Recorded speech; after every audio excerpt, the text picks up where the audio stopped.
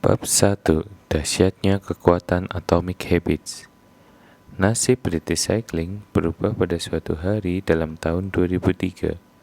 Organisasi itu, yang merupakan induk organisasi cabang olahraga sepeda profesional di Britania Raya, baru saja merekrut Dave Brailsford sebagai direktur performa yang baru. Pada waktu itu, pembalap sepeda profesional di Britania Raya telah mengalami hampir 100 tahun dalam prestasi yang sedang-sedang saja. Sejak tahun 1908, pembalap-pembalap Inggris hanya memenangkan 1 medali emas di ajang Olimpiade, dan prestasi mereka bahkan lebih buruk lagi di lomba balap sepeda paling akbar, Tour de France. Dalam 110 tahun, tidak ada pembalap Inggris yang pernah memenangkan ajang tersebut. Bahkan, prestasi pembalap Inggris begitu tenggelam sehingga pabrik sepeda terbaik di Eropa menolak menjual sepeda kepada tim itu karena takut berpengaruh buruk pada penjualan sepedanya seandainya pembalap-pembalap profesional lain melihat atlet-atlet Inggris memakai produk tersebut. Brailsford direkrut untuk membawa British Cycling ke arah yang baru. Yang membuatnya berbeda dari pelatih-pelatih terdahulu adalah komitmennya yang tiada henti terhadap strategi yang ia sebut penghimpunan perolehan kecil, yang merupakan falsafah pencarian margin peningkatan sangat kecil dalam segala sesuatu yang Anda kerjakan. Menurut Brailsford, secara keseluruhan prinsip ini berasal dari gagasan bahwa jika Anda mengurai segala sesuatu yang dapat Anda pikirkan terkait dengan balap sepeda, dengan perbaikan 1% saja, Anda akan mendapatkan kenaikan yang signifikan ketika menerapkannya bersama-sama sekaligus. Brailsford dan pelatih-pelatihnya mulai dengan membuat penyesuaian-penyesuaian kecil yang bisa diharapkan dari tim pembalap sepeda profesional. Mereka merancang ulang jok sepeda agar lebih nyaman dan mengoleskan alkohol pada ban agar cengkramannya lebih baik. Mereka meminta para pembalap memakai celana pendek dengan pemanas listrik guna mempertahankan suhu otot sewaktu bersepeda dan menggunakan sensor-sensor biofeedback untuk memonitor reaksi-reaksi tiap atlet terhadap suatu latihan. Tim menguji bermacam-macam bahan di terowongan angin dan meminta pembalap-pembalap jalan raya beralih mengenakan kostum balap indoor yang terbukti lebih ringan dan aerodinamis. Akan tetapi, mereka tidak berhenti di situ. Brailsford dan timnya terus berburu perbaikan-perbaikan 1% di bagian-bagian yang terlewatkan atau tak terduga. Mereka menguji bermacam-macam gel pijat untuk melihat mana yang menghasilkan pemulihan otot paling cepat. Mereka membayar seorang dokter untuk mengajari tiap pembalap cara terbaik mencuci tangan guna mengurangi peluang terkena virus influenza. Mereka menentukan jenis bantal dan kasur yang memungkinkan tidur lebih nyenyak bagi tiap pembalap. Mereka bahkan mengecat bagian dalam truk tim dengan warna putih yang memudahkan mereka melihat debu-debu kecil yang biasanya tidak langsung terdeteksi, padahal beresiko menurunkan performa sepeda yang telah di-setel dengan baik. Ketika perbaikan-perbaikan ini, berikut ratusan perbaikan kecil lain diakumulasikan, hasilnya datang lebih cepat daripada yang pernah dibayangkan. Hanya 5 tahun sejak Brailsford direkrut, tim British Cycling mendominasi baik balap sepeda jalan raya maupun sirkuit di ajang Olimpiade 2008 di Beijing, tempat mereka secara dahsyat memenangkan 60% dari total medali emas yang diperebutkan. 4 tahun kemudian, ketika Olimpiade diselenggarakan di London, atlet-atlet Inggris menaikkan batas minimal prestasi mereka dan membuahkan 9 rekor Olimpiade serta 7 rekor dunia. Pada tahun yang sama, Bradley Wiggins menjadi atlet balap sepeda Inggris pertama yang memenangkan Tour de France. Tahun berikutnya, teman satu timnya, Chris Froome, memenangkan lomba itu dan terus menang lagi pada 2015, 2016, 2017, yang membuat tim Inggris meraih 5 kemenangan Tour de France dalam 6 tahun. Selama rentang 10 tahun dari 2007 sampai 2017, pembalap sepeda Inggris memenangkan 178 kejuaraan dunia dan 66 medali emas Olimpiade atau Paralimpik, dan meraih 5 kemenangan Tour de France yang oleh kalangan luas dipandang sebagai prestasi paling sukses dalam sejarah balap sepeda. Bagaimana ini bisa terjadi? Bagaimana suatu tim yang sebelumnya hanya sekumpulan atlet biasa berubah menjadi juara dunia melalui perubahan-perubahan sangat kecil yang sepintas lalu paling-paling hanya akan menghasilkan perubahan sekadarnya? Mengapa perbaikan-perbaikan kecil berakumulasi menjadi hasil-hasil yang begitu menakjubkan, dan bagaimana Anda dapat meniru pendekatan ini dalam hidup Anda sendiri? Mengapa perubahan kecil menghasilkan perbedaan besar? Mudah sekali memberikan taksiran berlebihan atas pentingnya suatu momen yang menentukan dan membuat taksiran nilai terlalu rendah atas upaya membuat perbaikan-perbaikan kecil yang dilakukan setiap hari. Seringkali kita meyakinkan diri bahwa kesuksesan yang masif menuntut aksi yang masif pula. Entah menurunkan berat badan, membangun bisnis, menulis buku, memenangkan kejuaraan, atau meraih sasaran lain, kita memberi diri sendiri beban untuk membuat perubahan yang akan mengguncang bumi dan menjadi bahan perbincangan semua orang. Sementara itu, perbaikan 1% sesuatu tak terlalu terasa, kadang malah tak terlihat, padahal perbaikan itu dapat jauh lebih bermakna, terutama dalam jangka panjang. Perubahan dari suatu perbaikan sangat kecil tapi berlanjut dalam waktu lama bisa sangat dahsyat. Berikut penjelasan matematikanya. Jika Anda bisa menjadi 1% lebih baik setiap hari dalam setahun, akhirnya Anda akan 37 kali lebih baik pada penghujung tahun. Sebaliknya, jika Anda 1% lebih buruk setiap hari dalam setahun, Anda akan menurun hampir menjadi 0. Yang berawal dari satu kemenangan kecil atau satu kemunduran remeh dapat terakumulasi menjadi jauh lebih besar. Kebiasaan adalah bunga majemuk dalam perbaikan diri. Sama halnya dengan uang yang menjadi berlipat-lipat karena bunga majemuk, pengaruh kebiasaan menjadi berlipat-lipat sewaktu Anda mengulang-ulang kebiasaan itu. Perubahan yang dihasilkan pada suatu hari tertentu mungkin terkesan kecil, tapi dampak yang terjadi setelah berbulan-bulan dan bertahun-tahun kemudian bisa dahsyat. Ketika kita menengok ke belakang 2, 5, atau barangkali 10 tahun kemudian, nilai kebiasaan yang baik dan kerugian akibat kebiasaan buruk menjadi luar biasa nyata.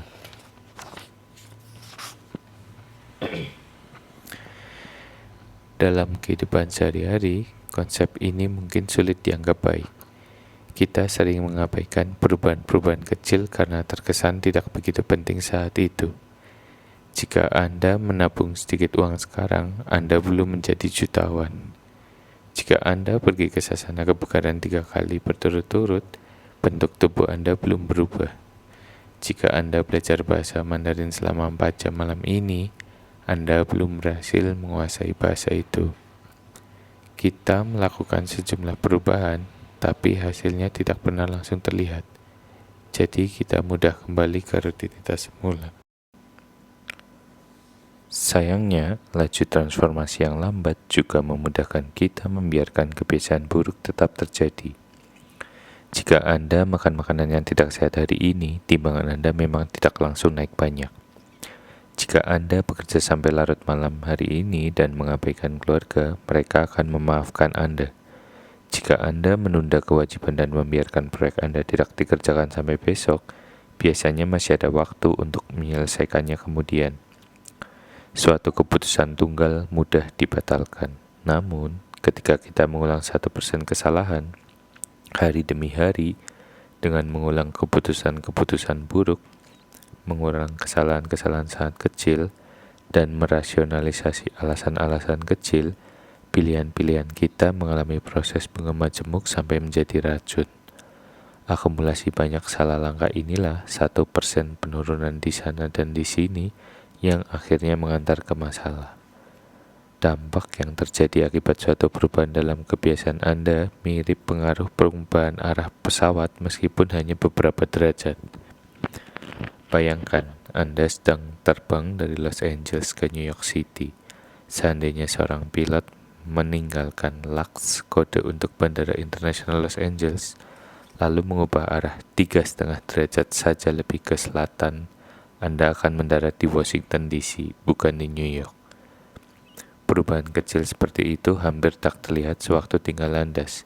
Hidung pesawat bergeser tak sampai 3 meter. Tapi untuk skala perpindahan yang meliputi Amerika Serikat, tempat mendarat Anda akan meleset ratusan kilometer. Begitu pula, suatu perubahan kecil dalam kebiasaan sehari-hari dapat membuat Anda tiba di sasaran yang sangat berbeda. Membuat pilihan yang 1% lebih baik atau 1% lebih buruk terkesan tak bermakna pada suatu saat. Tapi, dalam rentang waktu panjang, pilihan-pilihan tersebut menentukan perbedaan antara siapa Anda sekarang dan siapa Anda nanti. Sukses adalah produk kebiasaan sehari-hari, bukan transformasi yang hanya sekali seumur hidup. Itu berarti tak penting seberapa sukses atau seberapa gagal Anda saat ini. Yang penting adalah apakah kebiasaan-kebiasaan Anda menempatkan Anda pada jalur menuju kesuksesan atau tidak. Anda harus jauh lebih peduli pada arah tujuan Anda saat ini daripada hasil-hasil saat ini. Jika Anda seorang jutawan tapi menghabiskan lebih banyak daripada yang Anda dapatkan tiap bulan, berarti Anda ada di arah tujuan yang buruk. Bila kebiasaan belanja Anda tidak berubah, hasil akhirnya tidak akan baik. Sebaliknya, jika Anda sedang bangkrut, tapi menabung sedikit demi sedikit setiap bulan, Anda berada di jalur yang benar menuju kemerdekaan finansial, bahkan meskipun Anda bergerak lebih lambat daripada yang Anda inginkan. Hasil-hasil Anda menunjukkan ukuran yang mengikuti kebiasaan-kebiasaan Anda. Kekayaan bersih Anda menunjukkan ukuran yang mengikuti kebiasaan-kebiasaan finansial Anda. Bobot tubuh Anda menunjukkan ukuran yang mengikuti kebiasaan makan Anda. Pengetahuan Anda merupakan ukuran yang mengikuti kebiasaan belajar Anda. Seberapa rapi rumah Anda menunjukkan tingkat kebiasaan Anda dalam hal beres-beres rumah. Anda mendapatkan apa yang selalu Anda ulangi. Jika ingin meramalkan kemana tujuan Anda dalam hidup, yang harus Anda lakukan hanyalah mengikuti kurva keberhasilan-keberhasilan kecil atau kegagalan-kegagalan kecil, lalu melihat bagaimana hasil pilihan Anda sehari-hari setelah 10 atau 20 tahun. Apakah Anda membelanjakan lebih sedikit daripada yang Anda dapatkan tiap bulan? Apakah Anda memastikan pergi berolahraga setiap pekan? Apakah Anda membaca buku dan belajar sesuatu yang baru setiap hari? Pertarungan-pertarungan kecil seperti inilah yang akan menentukan masa depan Anda. Waktu memperbesar margin antara kesuksesan dan kegagalan.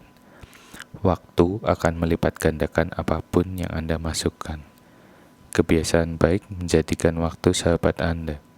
Kebiasaan buruk menjadikan waktu musuh Anda. Kebiasaan itu seperti sebilah pedang yang tajam di kedua sisi. Kebiasaan buruk dapat menepas Anda dengan mudah, sebagaimana kebiasaan baik dapat membentuk Anda. Itu sebabnya pemahaman atas hal ihwal kebiasaan sangatlah penting. Anda perlu mengetahui cara kerja kebiasaan dan cara merancangnya sesuai keinginan Anda, agar dapat menghindari bahaya dari salah satu sisi tajam pedang Anda.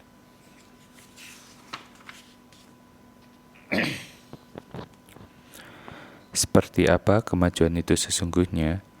Bayangkan Anda mempunyai balok es yang diletakkan di meja di depan Anda. Ruangan itu dingin dan Anda dapat melihat uap nafas Anda. Temperatur saat ini minus 3,5 derajat Celcius. Meskipun pelan, ruangan mulai menghangat. Minus 3 derajat, minus 2,5, minus 2. Balok es di depan Anda masih ada. Minus 1,5, minus 1,1, minus 0,5, masih belum terjadi apa-apa. Kemudian 0 derajat. Es mulai meleleh. Kenaikan temperatur setengah derajat terakhir ini tampaknya tidak berbeda dari kenaikan temperatur sebelumnya, tapi yang satu ini memicu perubahan besar. Peristiwa-peristiwa terobosan seringkali terjadi akibat banyak aksi sebelumnya yang menghimpun potensi sampai cukup untuk memicu perubahan besar. Pola-pola ini terjadi di mana-mana. Cancer menghabiskan 80% hidupnya tanpa ketahuan, dan tiba-tiba berhasil menguasai seluruh tubuh Anda dalam hitungan bulan. Bambu hampir tak terlihat selama 5 tahun pertama hidupnya, karena sibuk membangun sistem akar yang kukuh di bawah tanah sebelum menjulang puluhan meter ke udara dalam rentang 6 pekan. Begitu pula, kebiasaan seringkali muncul tanpa keistimewaan sampai Anda melewati suatu ambang batas kritis dan membuka pintu ke tataran performa baru. Pada babak awal dan babak tengah suatu proyek atau usaha, seringkali ada yang disebut lembah kekecewaan. Anda berharap mendapatkan kemajuan dengan cara linear, jadi Anda bisa frustasi ketika melihat perubahan terkesan tidak efektif dalam hari-hari pertama, minggu-minggu pertama, atau bahkan bulan-bulan pertama. Rasanya seolah Anda jalan di tempat. Itu ciri suatu proses yang menghimpun banyak hal. Hasil maksimalnya terpaksa tertunda.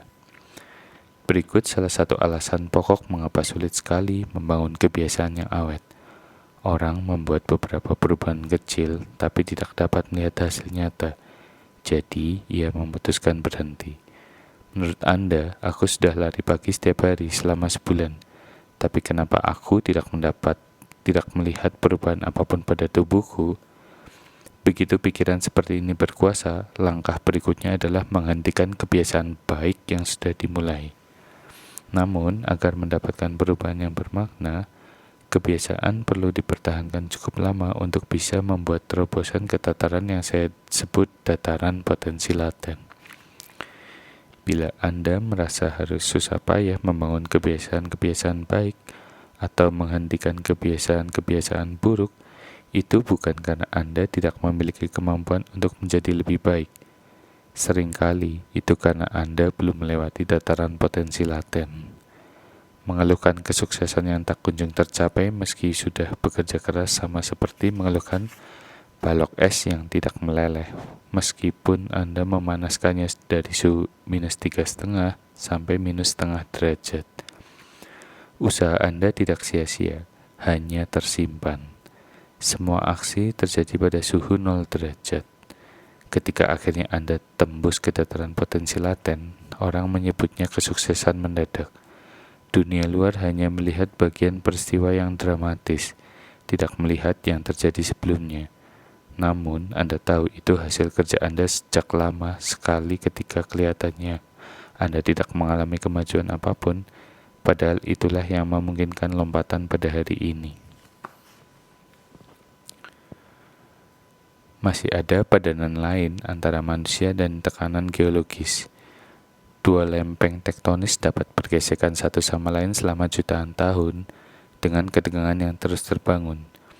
Kemudian, pada suatu hari, kedua lempengan itu bergesekan lagi, sama seperti yang terjadi selama berabad-abad, tapi kali ini ketegangannya sudah terlalu besar. Gempa terjadi. Perubahan dapat berlangsung bertahun-tahun, sebelumnya pengaruhnya muncul sekaligus. Penguasaan sesuatu menuntut kesabaran. San Antonio Spurs, salah satu tim paling sukses dalam sejarah NBA, memajang kata mutiara dari tokoh reformasi sosial Jacob Riis pada dinding ruang ganti mereka. Ketika apapun terkesan tak ada gunanya, saya sengaja pergi menyaksikan tukang batu mengayunkan martil ke sepongkan batu cadas, mungkin sampai 100 kali, tanpa menghasilkan satu retakan pun pada cadas itu.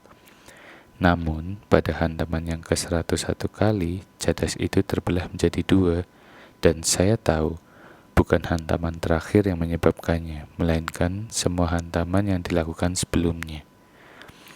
Semua hal besar berasal dari awal yang kecil. Bibit setiap kebiasaan adalah keputusan tunggal yang sangat kecil.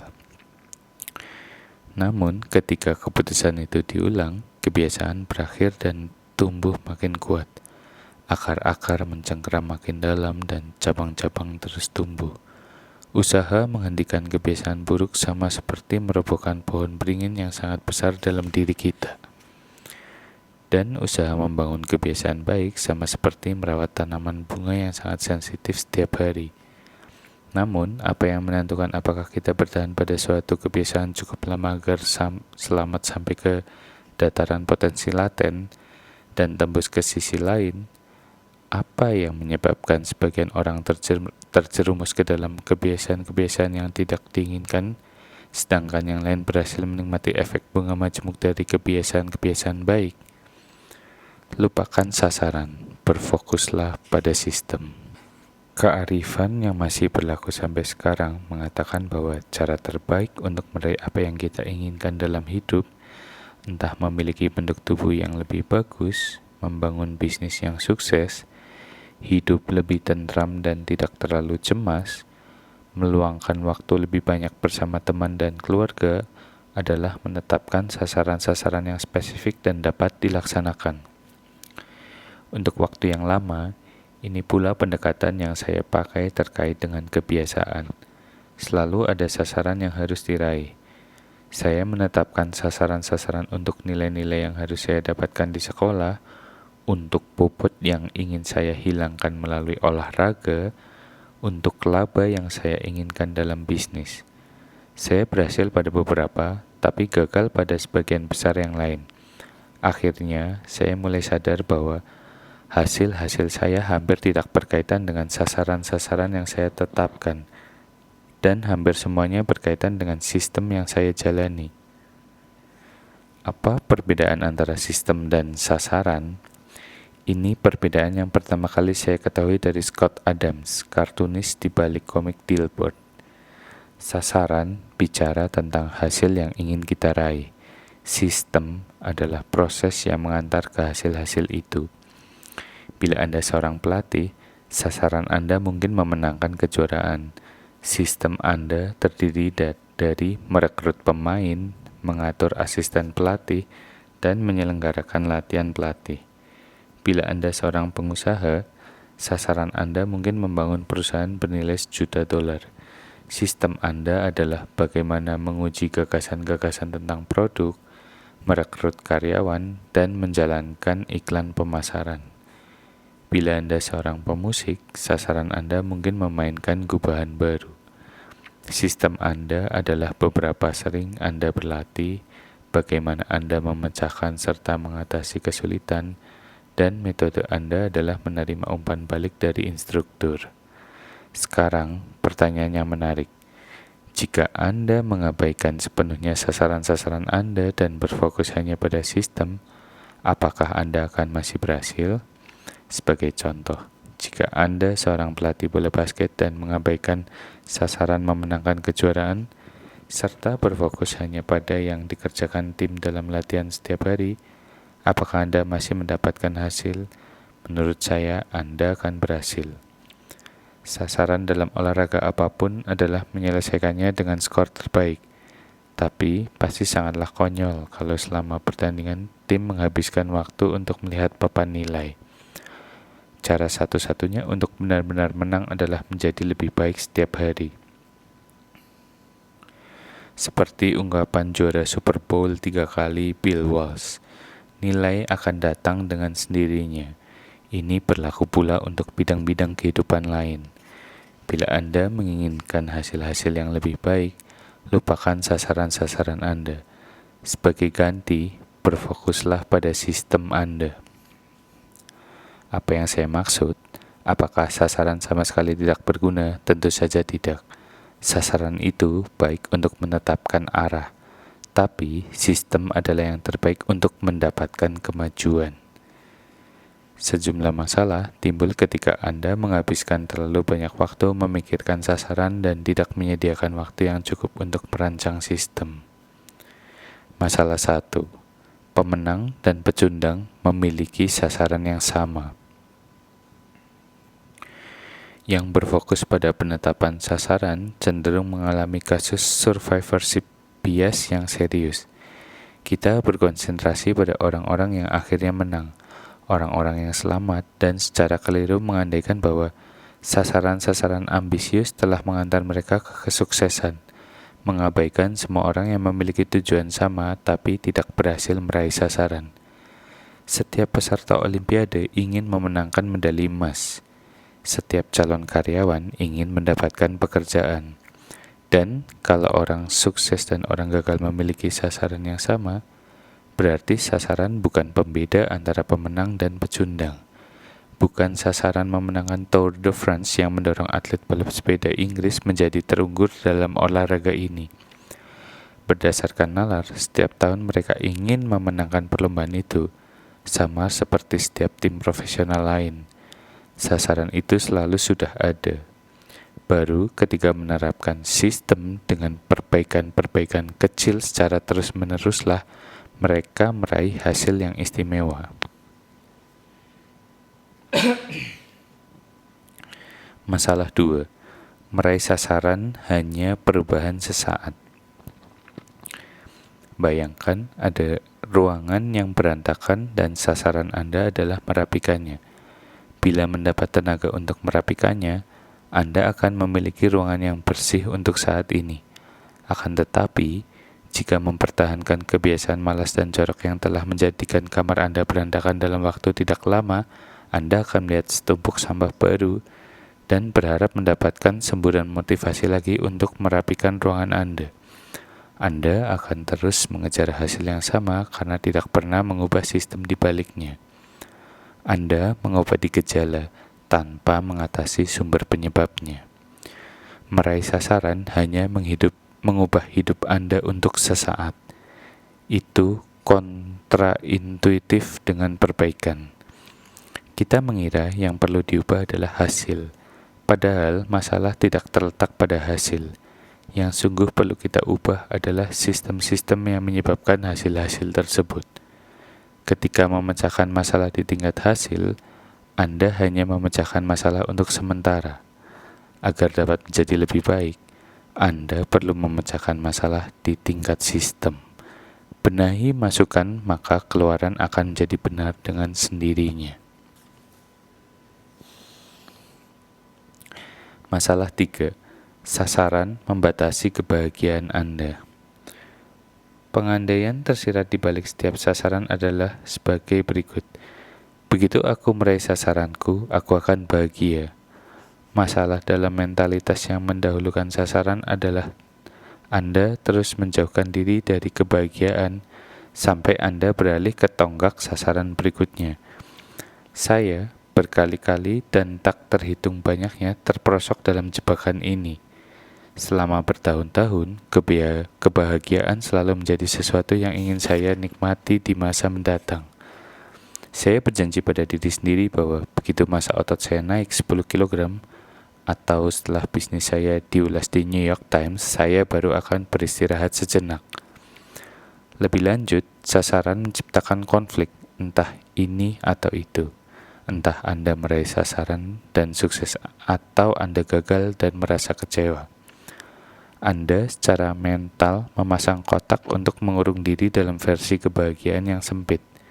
Ini menyesatkan. Mustahil jalan Anda sesungguhnya dalam hidup akan tepat sesuai dengan apa yang ada di benak Anda ketika menetapkan suatu sasaran. Membatasi kepuasan Anda berdasarkan satu skenario tidaklah masuk akal ketika ada banyak jalan lain yang dapat ditempuh untuk meraih kesuksesan. Mentalitas mendahulukan sistem menyediakan antidot untuk ini. Ketika Anda jatuh cinta pada proses, bukan pada produk, Anda tidak harus menunggu ketika ingin memberi kesempatan kepada diri Anda sendiri untuk bahagia. Anda dapat merasa puas kapanpun ketika sistem Anda berjalan. Dan sistem dapat menjadi sukses dalam banyak bentuk beragam, tidak hanya yang pertama kali Anda bayangkan. Masalah 4.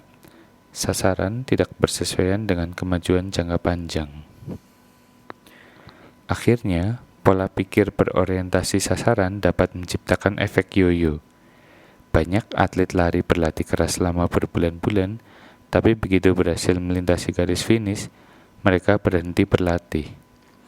Lomba itu tak lagi menjadi motivasi mereka. ketika semua kerja keras Anda difokuskan pada sasaran tertentu, apa yang tersisa untuk mendorong maju Anda setelah sasaran itu tercapai? Itulah sebabnya banyak orang kembali ke kebiasaan-kebiasaan lama setelah suatu sasaran tercapai. Tujuan menetapkan sasaran adalah memenangkan pertandingan. Tujuan membangun sistem adalah terus berprestasi dalam olahraga yang sama. Pemikiran jangka panjang yang sejati adalah berpikir dengan sedikit sasaran. Orang tidak bicara tentang kesuksesan tunggal. Orang bicara tentang siklus perbaikan yang tiada akhir dan terus-menerus. Akhirnya, komitmen Anda terhadap proseslah yang akan menentukan kemajuan Anda. Sistem yang disebut Atomic Habits. Bila Anda merasa sulit mengubah kebiasaan, masalah bukan terletak pada diri Anda. Masalahnya ada pada sistem Anda. Kebiasaan buruk berulang dan terus berulang bukan karena Anda tidak ingin berubah, tapi karena Anda memiliki sistem yang keliru untuk melakukan perubahan. Anda mencapai level sasaran, Anda jatuh di level sistem. Berfokus pada sistem keseluruhan, bukan sasaran tunggal, adalah salah satu tema pokok buku ini. Ini juga salah satu makna lebih dalam di balik kata atomic. Anda sekarang mungkin sadar bahwa atomic habit merujuk ke suatu perubahan sangat kecil, peralihan sangat remeh, perbaikan yang hanya 1%. Namun, atomic habit bukan hanya kebiasaan-kebiasaan lama manapun, kendati kecil.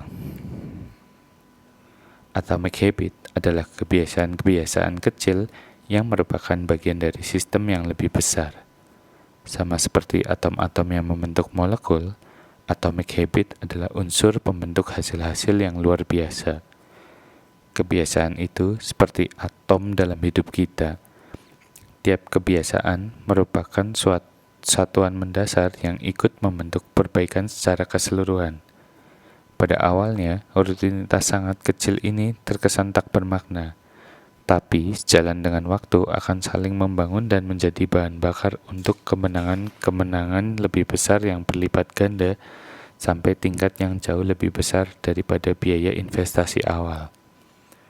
Atomic habit itu kecil sekaligus sangat besar. Inilah makna frasa atomic habit, praktek teratur atau rutin yang tak hanya kecil serta mudah dilaksanakan, tapi juga sumber kekuatan yang luar biasa, komponen sistem pertumbuhan dengan bunga majemuk.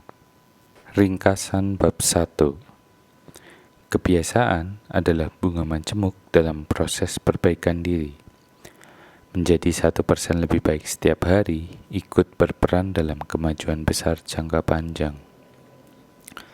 Kebiasaan itu seperti pedang dengan dua sisi. Kebiasaan bisa menguntungkan, dapat menjadi teman atau menjadi lawan. Itulah sebabnya kita wajib memahami seluk-beluknya. Perubahan-perubahan kecil seringkali terlihat tidak memberikan perbedaan sampai Anda menembus ambang batas kritis. Hasil paling dahsyat dalam proses bunga majemuk tidak langsung terjadi. Anda perlu bersabar. Atomic habit adalah kebiasaan kecil yang merupakan bagian dari sistem yang lebih besar. Sama seperti atom ikut membangun molekul, atomic habit adalah unsur pembangun hasil-hasil yang menakjubkan. Jika menginginkan hasil yang lebih baik, jangan memusingkan sasaran dahulu. Sebagai gantinya, berfokuslah pada sistem Anda. Anda tidak mencapai level sasaran, Anda jatuh di level sistem. Bersambung ke bab berikutnya, bab 2.